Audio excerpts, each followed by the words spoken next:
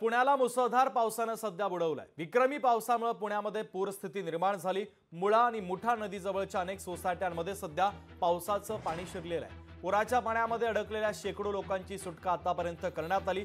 बचाव कार्यासाठी पुण्यामध्ये लष्कर एनडीआरएफ पाचारण करण्यात आलंय।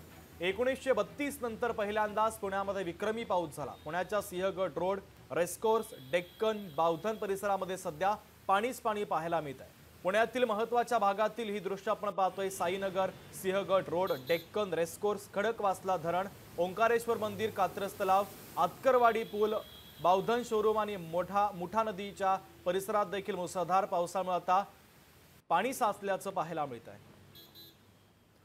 थेट जाऊयात पुण्यातील पावसाच्या संदर्भातले अपडेट घेण्यासाठी चंद्रशेखर भांगे आपले प्रतिनिधी आपल्याशी जोडले जातात। चंद्रशेखर, पुण्याला पावसाने झोडपून काढल्याचं पाहायला मिळत आहे। सकल भागामध्ये पाणी साचलेलं आहे। पुण्यातील अनेक भागाला पुराच्या पाण्याचा वेढा पडलेला आहे आणि आता लष्कराला देखील त्या ठिकाणी पाचारण करण्यात आलं। एकंदरीत पुण्यातील पावसाच्या संदर्भातले अपडेट काय आणि सगळ्यात महत्त्वाचं म्हणजे खडकवासला धरणातून देखील पाण्याचा विसर्ग वाढवला जातोय। शिवम, खरं तर काही वेळानंतर खडकवासला धरणातून तब्बल 40,000 क्युसेस जे पाणी आहे ते याच मुठा नदी पात्रात सोडण्यात येणार आहे। आपण बघू शकतो की सध्या जी पातळी आहे ती अत्यंत मोठ्या प्रमाणात या ठिकाणी आपल्याला दिसत आहे। यामध्ये जर 40,000चं भर पडलं तर आजूबाजूच्या ज्या सोसायटी आहेत, नागरी वस्ती ज्या आहेत, या ठिकाणी पुराचा धोका जो तो निर्माण होऊ शकतो। आपण बघू शकतो की या ठिकाणी ज्या ढोलताशा पथकं जे आहेत त्यांच्या सरावाच्या या सगळ्या मांडवामध्ये सुद्धा पाणी घुसलेलं आपल्याला दिसत आहे। त्याचबरोबर या ठिकाणी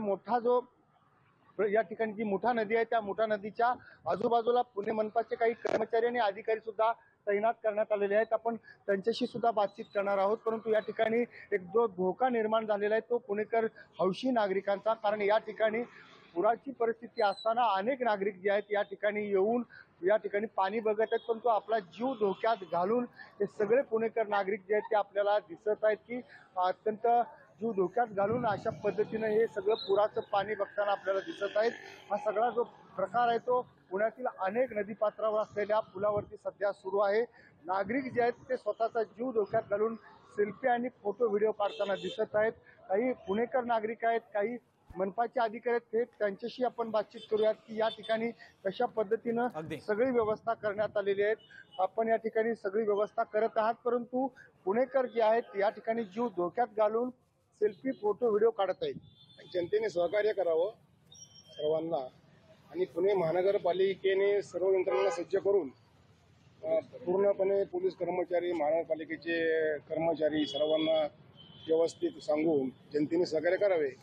खरं तर शुभम, आपण पाहिलं की या ठिकाणी पुणे मनपाच्या अधिकारी किंवा पोलीस अधिकाऱ्यांचे सगळ्या सूचना हे जे सगळे हौशी पुणेकर नागरिक आहेत ते ऐकताना दिसत नाहीत। जीव धोक्यात घालून हे रस्त्यावरती आलेले आहेत। आणि आपण दुसरी बाजूला चंद्रशेखर, महत्त्वाचे अपडेट पुण्यातील या पावसाच्या संदर्भातले एकंदरीत पूर्व परिस्थितीच्या संदर्भातले पोहोचवले आहेत। तुर्तास दिलेल्या माहितीबद्दल धन्यवाद। लोकशाही मराठी ऐका, पहा, जागरूक रहा।